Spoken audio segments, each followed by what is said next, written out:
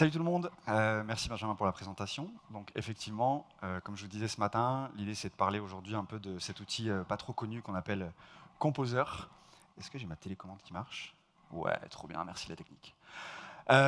Juste quelques mots rapides sur moi. Donc je m'appelle Félix, je suis lead dev PHP Symfony. J'ai fondé la société Blue Devon et je travaille en collaboration beaucoup avec Backslash, que j'ai pas fondé, mais c'est les copains. Et je suis contributeur open source sur GitHub sur plein de projets, dont notamment Symfony UX.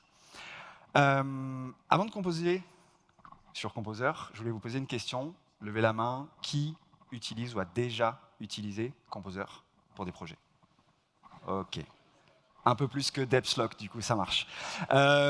C'est l'édition des anniversaires. Composer n'était pas dans les anniversaires parce que c'est pas un compte rond, mais juste pour la petite histoire. C'est sorti en 2012, donc Composer fête ses 13 ans. Et c'est, donc, comme vous le savez à peu près tous, un gestionnaire de dépendance PHP. Si jamais il y en a parmi vous qui n'ont pas levé la main, j'ai préféré poser la question dans ce sens-là. C'est pas grave, vous êtes des gens bien quand même et on vous aime comme vous êtes. Donc, Composer, chef d'orchestre des dépendances PHP. Il y a des commandes principales que vous êtes amenés à utiliser très souvent, j'imagine. La commande notamment Composer Require, qui vous permet d'ajouter des packages dans vos projets. Petite side note d'ailleurs, parmi vous se cache le créateur de la commande Composer Require. Et petit challenge, si jamais vous arrivez à l'identifier et à le trouver, vous gagnez des petits goodies Backslash et aussi AFUP. Composer install qui vous permet de récupérer du coup toutes les dépendances que vous avez installées dans votre projet. Et enfin, Composer update pour mettre à jour les dépendances. Ça c'est la base, je vous apprends rien. Petit contexte qui va certainement vous parler. Vendredi, grosse semaine, fatigué. Vous avez votre collègue qui a corrigé un truc vraiment hyper critique. Vous récupérez le code, vous dites allez, on se fait un petit Composer install juste avant de partir en week-end. Voilà, comme ça on démarrera bien la semaine et on finit bien. Et là c'est le drame. La fameuse erreur, requirements couldn't be resolved, avec plein de trucs bizarres, des numéros de version, des trucs chelous. Première réaction, vous avez envie de mourir. Deuxième réaction, vous avez très énervé et envie d'insulter très fort votre collègue. Après, vous vous maudissez vous, toutes vos générations passées, vous vous dites ça y est, mon week-end est foutu, c'est n'importe quoi. Et une fois que ça s'est passé, de toute façon, il faut quand même arriver à résoudre le problème. Donc, on se retrousse les manches et on y va. La première des questions qu'on se pose, c'est mais en fait, Composer install, ça fait quoi? Est-ce que juste ça télécharge bêtement des fichiers et ça met ça dans nos projets? Pas exactement, vous vous en doutez bien. Composer install, en fait, ça résout 3 algorithmes différents. Et c'est ça qu'on va voir aujourd'hui ensemble. D'abord, on a la résolution de dépendance, avec le fameux problème SAT. Après, vous avez plein de vérifications cryptographiques qui sont faites pour assurer l'intégrité de votre projet, la reproductibilité, tout ça. Et après, si jamais vous l'avez configuré, on a toute la partie optimisation des perfs avec l'autoloader. On va commencer avec le fameux problème SAT et donc la résolution de dépendance. Première chose, on a un composer JSON de base, comme on a là. Et en fait, si vous lancez 2 commandes différentes, vous avez 2 résultats complètement différents. L'option Prefer Lowest vous récupère là, en l'occurrence, le monologue 3.0.0. Et le Prefer Stable va vous récupérer le monologue 3.9.0. Alors du coup, qui a raison? En fait, les deux. Ça marche parce que Composer, lorsque vous lancez votre Composer install, il va résoudre tout un tas d'équations mathématiques pour faire en sorte que ça soit OK. En fait, comparé à d'autres langages de programmation, PHP, c'est assez particulier parce que dans un processus PHP, une classe ne peut exister qu'une seule fois. Du coup, ça fait qu'un même paquet ou une même classe ne peut pas être chargée dans différentes versions. Et ça, c'est par exemple très opposé à JavaScript, on ne leur en veut pas. Et ce fait-là rend du coup la résolution de dépendance pour Composer beaucoup plus complexe que pour du JavaScript. Parce qu'en PHP, par exemple, vous avez votre package A qui dépend d'un package C en version 5, et vous avez aussi le package B qui utilise le package C, mais dans la version 6. Et ça, par définition, ça doit, pour Composer, renvoyer une erreur. Et c'est vos contraintes de version, comme ils sont expliquées là, qui vont définir justement qu'est-ce qu'on peut faire et qu'est-ce qu'on ne peut pas faire. Et tout l'enjeu en fait, de Composer, c'est de répondre à la question est-ce que dans le Composer JSON et dans ses contraintes de version, il existe un panneau ou un tableau qui remplit et qui accède à toutes ces contraintes-là et qui y répond. Il existe une commande, Composer Why Not, je vais y revenir juste après, qui vous permet d'identifier justement quels sont les potentiels problèmes. Là, on a un cas, on a un projet qui veut monter de version 6 Symfony en version 7. On lance Composer Why Not Symfony 7, et là, bam, on a 23 conflits, des trucs dans tous les sens. Ça bloque, ça veut pas. On se dit, mais qu'est-ce qui se passe en fait? Par exemple, on a Doctrine qui veut du Symfony 6, mais à côté de ça, on a PHP Unit qui lui veut du Symfony 7. On a un bundle custom qui lui veut du 6.4, vraiment très précis. Et du coup, en fait, mathématiquement, c'est juste impossible. Et Composer est un chef d'orchestre et pas un magicien, donc il ne peut malheureusement pas faire de miracle. Et c'est dû à ça que vous avez vos erreurs. On a donc, malgré tout, quelques outils qui viennent à notre aide et à notre assistance pour ça.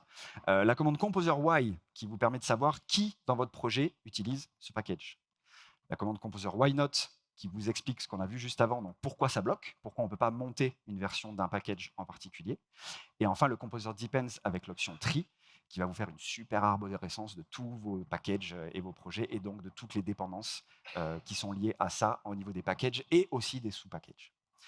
Et la commande magique, un peu, qui va vous détailler tout ça à chaque fois, c'est le Composer Install, mais vous le lancez avec l'option Dry Run pour faire ça dans le vent, et surtout avec l'option Very Very Verbose. Et là, vous allez voir en fait que toutes les résolutions et toutes les comparaisons que Composer fait au moment où vous lancez le Composer Install. L'algorithme de lock, donc la reproductibilité et l'intégrité de votre projet. On prend le même Composer JSON et on va voir la différence entre mars et août. Non, plutôt juin-septembre, du coup. En juin, on le lance, on obtient la version Symfony 7.3.1. Même Composer JSON, on lance la commande cette fois-ci en septembre, et là, on a Symfony 7.3.4. Parce qu'en fait, quand il n'y a pas de composer.lock dans votre projet, Composer prend toujours la dernière version qui va matcher les contraintes que vous avez définies dans le Composer JSON. Donc le Composer JSON, lui tout seul, ne suffit pas à assurer justement cette reproductibilité dans l'ensemble de vos projets. C'est pour ça qu'on a le fichier composer.lock qui vient en complément. Et en fait, il y a plein de petites infos dans ce composer.lock. On va retrouver version, que vous avez tout là-haut, qui est la version sémantique récupérée sur Packagist du paquet. La référence, qui est le commit précis que Composer a utilisé pour votre package. Et enfin, dans le dist, le hash qui vous permet justement d'assurer l'intégrité de votre package récupéré. Donc c'est très important, mais j'imagine que vous le savez, de versionner le composer.lock, puisque c'est vraiment une photo à l'instant T de votre projet et ça vous permet d'assurer une reproductibilité, peu importe l'environnement, la machine, votre collègue. Vous avez le même composer.lock, vous lancez le composer install, vous aurez exactement les mêmes versions de paquets dans vos projets. Les dépendances locales sont tout aussi importantes et sont aussi dans votre composer.lock parce que en fait, Composer va les traiter comme des dépendances à part, de la même manière qu'un package en fait. Et pourquoi c'est important? Parce que votre projet, c'est pas juste du code PHP et des packages, c'est aussi quelle version du moteur PHP vous utilisez, quelles extensions vous utilisez et de quoi vous avez besoin pour faire tourner l'ensemble du projet et du code. Donc, ça fait aussi partie de votre composer.lock et c'est tout aussi important de les expliciter pour assurer, encore une fois, un mot difficile à dire, la reproductibilité. Petit bonus pour les gens qui font des projets Symfony, on a un autre fichier lock. Vous en avez deux pour le prix d'un, c'est le symfony.lock. Et c'est le même principe que le composer.lock, mais par contre, cette fois-ci, c'est pour vos recettes flex. Ça veut dire que, par exemple, quand vous installez Doctrine, Composer va télécharger le package, va mettre à jour le composer.lock avec toutes les informations, et Flex va télécharger et exécuter la recette et va enregistrer, pareil, quelle version de la recette il a exécutée dans le fichier symfony.lock. C'est une double sécurité pour le prix d'une. On aurait tort de s'en priver. La différence d'algo entre Composer install et Composer update. Composer install, si vous avez un composer.lock dans votre projet, il va, de manière bête et méchante, prendre tout ce que lui dit le composer.lock. Et il ne va pas réfléchir plus loin que ça. Il dit, OK, j'ai un composer.lock, je ne recalcule rien du tout, je prends ce qu'il y a écrit dans mon composer.lock et basta. Le composer update, lui, même si vous avez un composer.lock dans votre projet, il dit, je m'en fous, je recalcule tout. Et si jamais il y a des nouvelles versions qui sont sorties et qui matchent avec vos contraintes, c'est là qu'on peut avoir de nouveaux packages dans nos projets. Donc la règle d'or, on le répète jamais assez, Composer install, c'est pour la prod, Composer update, c'est pas pour la prod, c'est d'abord pour le dev.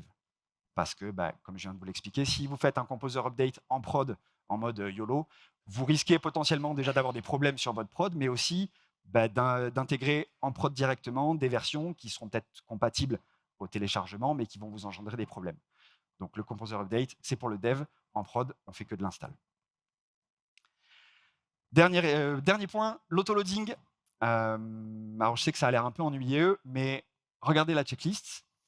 En prod, on a du cache applicatif, Redis, Varnish, ce que vous voulez. On a du cache PHP, l'OP-cache. On a des CDN pour nos assets. On a des index pour la base de données. Trop cool. Et il y a un truc qu'on a tendance un peu à oublier, c'est l'autoloader de Composer.